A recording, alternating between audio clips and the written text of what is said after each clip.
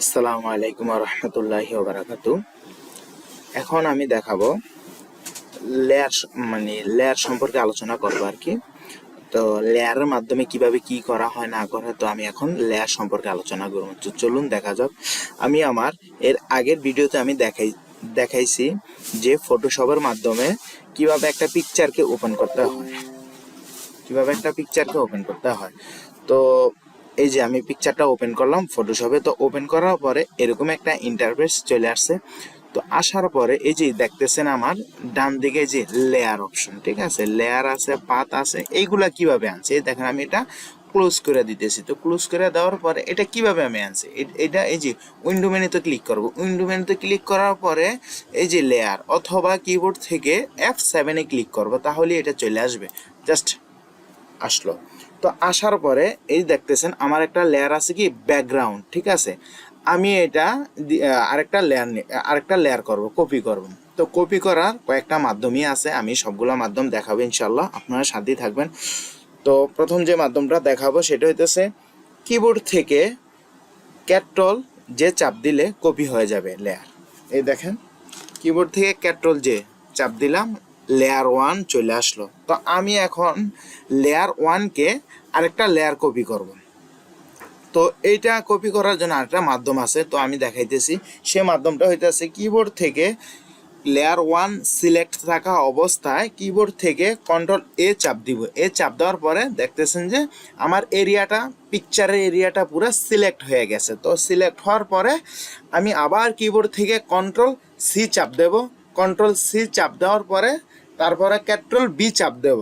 বাস, এই দেখতেছেন আমার দ্বিতীয় নাম্বার লেয়ার হয়ে গেছে।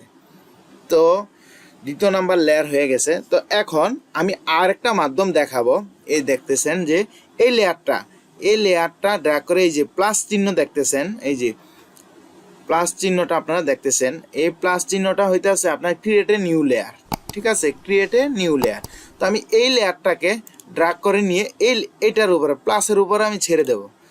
তো ছেড়ে দেওয়ার পরে দেখতেছেন যে লেয়ার টু কপি, মানে এটাও কপি হয়ে গেছে লেয়ারটা। তো আমি এই কারণে লেয়ার কপি করে কাজ করি যে দেখতেছেন যে ব্যাকগ্রাউন্ড, ঠিক আছে, ব্যাকগ্রাউন্ডটাকে আমি কপি করি, যে কপি করার পরে কিন্তু আমার লেয়ার 1 আসছে। এই কারণে আসছে যে হ্যাঁ, আমি লেয়ার 1 আমি কাজ করব। তো লেয়ার 1 আমি কাজ করার সময় কোন একটা যদি ভুল ত্রুটি হয়, ঠিক আছে, কোন একটা যদি সমস্যা হয়, তাহলে আমি আবার এই যে ব্যাকগ্রাউন্ড যেটা দেখতেছেন, ঠিক আছে, ওইটা নিয়ে আমি আবার কাজ করতে পারবো। মানে লেয়ারের সুবিধা হইতেছে এইটা আর কি। তো যেরকম ক্লিপিং পাথ অথবা ব্যাকগ্রাউন্ড রিমুভ করার জন্য লেয়ার অবশ্যই দরকার, অবশ্যই। তো এখন আমি লেয়ারটা দেখাইলাম আর কি। তো তারপরে আপনার লেয়ার ধরেন যে আমি এই লেয়ারটা আমি ডিলিট করব। তো ডিলিট করার জন্য এটাকে ড্র্যাগ করে ধরে এই ডিলেটে আমি ছেড়ে দেবো, বাস ডিলিট হয়ে গেছে। অথবা কিবোর্ড থেকে ডিলেটে চাপ দেবো, এই যে দেখতেছেন।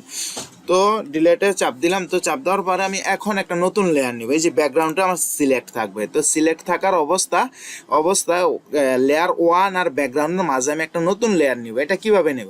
তো নতুন লেয়ার নেওয়ার জন্য যে প্লাস যে আইকনটা আছে, আমি এটাতে ক্লিক করব। এটাতে ক্লিক করার পরে এখন আপনারা দেখতেছেন যে এটা দাবার ঘরের মতো এরকম খোপ চলে আসছে। তো এইটাকে আমি ফিল আপ করবো। তো এটাতে আমি কালার দিয়ে এটা আমি ফিল আপ করবো। কীভাবে ফিল আপ করবো? এই যে দেখতেছেন আপনার গ্রেড, এই যে কিবোর্ড থেকে যে চাপ দিলে এটা চলে আসবে, এই যে পেন বাকেট টুল। তো এটাতে ক্লিক করবো। তো ক্লিক করার পরে আমার এটাতে সিলেক্ট থাকতে হবে পেন বাকেট টুল, ঠিক আছে, আর এটা আছে গ্রেডিয়েন্ট টুল, আর এটা আছে 3D ম্যাটেরিয়াল ড্রপ টুল। তো আমার এটাতে সিলেক্ট থাকতে হবে পেন বাকেট টুল। তো আমি এটাতে সিলেক্ট করলাম। সিলেক্ট করার পরে আমার যে এই কালারটা দেখতেছেন যে সেট ফরগ্রাউন্ড কালার, ঠিক আছে, এই সেট ফরগ্রাউন্ড কালার আমার যদি এই যে দেখতেছেন নীল, ঠিক আছে, এখন নীলটা আমি সিলেক্ট করে ওকেতে ক্লিক করব। ওকেতে ক্লিক করার পর জাস্ট এই জায়গায় আমি একটা ক্লিক করব। ক্লিক করার পরে এই দেখতেছেন যে লেয়ার টু দেখতেছেন যে কালারে রূপান্তরিত হয়ে গেছে নীল কালারে। আমি চাইলে এটা আমি সাদা কালার করতে পারবো। এই যে ডাবল ক্লিক করলাম। ক্লিক করার পরে এই যে আমি 6টা অ্যাপ দেব, 1 2 3 4 5 6, 6টা অ্যাপ দিলে ইতিমধ্যে আমার সাদা চলে আসছে। তো সাদা আসার পরে এই যে দেখেন যে আমার পেন বাকেট টুল সিলেক্ট আছে, তো এটাতে সিলেক্ট থাকার পরে এই জায়গায় ক্লিক করব। এই জায়গায় ক্লিক করছি, বাস দেখতেছেন যে সাদা কালারে এটা রূপান্তরিক হয়ে, দেখতেছেন যে এটা সাদা কালারে রূপান্তরিক হয়ে গেছে। তো এখন দেখাবো এই যে যে লেয়ারটা আছে, লেয়ার 2, লেয়ার 1, ঠিক আছে। আপনি চাইলে এই জায়গাতে আপনি নাম দিতে পারবেন। তো কিভাবে নামগুলা দেওয়া যায়, যেরকম আমি লেয়ার টুতে, ঠিক আছে, আমি নাম দেব 00, এই যে 4টা 0 নাম দিলাম সাপোজ একটা, বাস 4টা 0। অথবা লেয়ার 1-এ ডাবল ক্লিক করলে এই জায়গায় আপনি নাম লিখতে পারবেন, নাম লেখার একটা অপশন চলে আসবে। সাপোজ এই জায়গায় আমি 2টা 9 দিলাম, ওকে ওকে।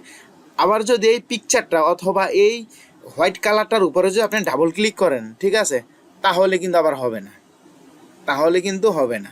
আপনার ক্লিক করতে হবে এই সাইডে, এই সাইডে আপনার ক্লিক করতে হবে। এই যে দেখতেছেন, ক্লিক করার পর আপনি চাইলে এটাতে যে কোনো একটা নাম দিতে পারেন। আমি আবার দেখাইতেছি, ধরেন যে এরকম 0 দিয়ে দিলাম, বাস ওকে।